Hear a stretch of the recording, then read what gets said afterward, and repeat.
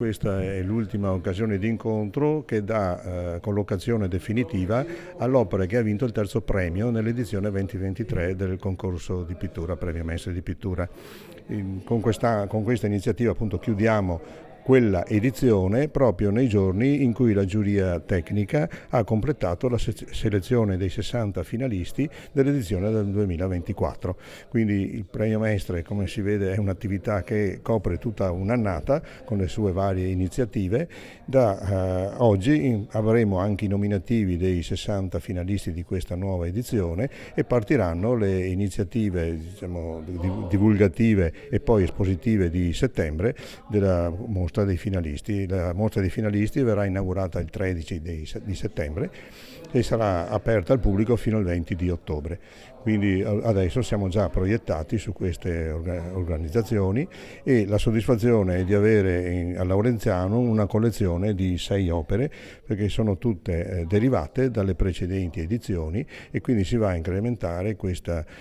disponibilità su una sala di pubblica fruizione di una collezione d'arte che nasce proprio dal Premio Mestre di Pittura e dalle opere che vincono il terzo premio, che vengono donate dal Circolo Veneto alla parrocchia del Duomo. Quindi su questo continueremo, è una testimonianza di internazionalità del concorso, perché oltre a opere di artisti italiani ci sono anche opere di artisti stranieri. L'ultima appunto è di un artista cinese e la prima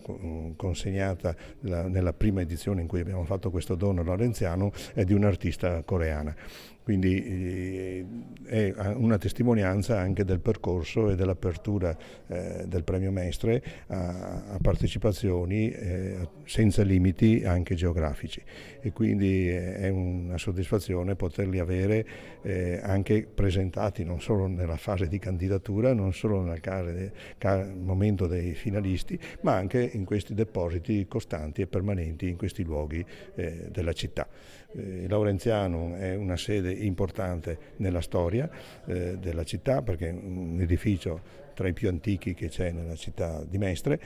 ma è sempre stato negli ultimi decenni un luogo di cultura. È stata la sede delle mostre anche dell'edizione storica del Premio Mestre dal 64 fino all'ultima edizione, e quindi è un ritorno a casa di una manifestazione che allora era una manifestazione cittadina e che con una nuova edizione è diventata nazionale e appunto internazionale, ci teniamo a ripeterlo. Un altro elemento importante del concorso del Premio Mestre di Pittura è che è stato l'inizio di iniziative che stanno dilagando in tutta la città, e dico dilagando perché veramente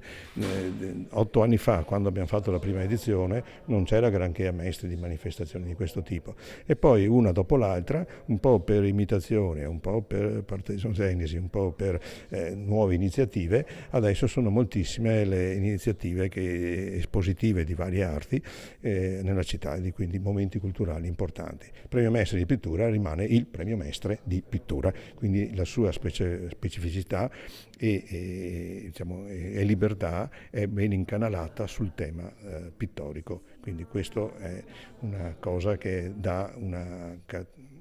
particolarità unica alla nostra iniziativa. Quindi speriamo di poter continuare ancora avanti per i prossimi anni. Ecco.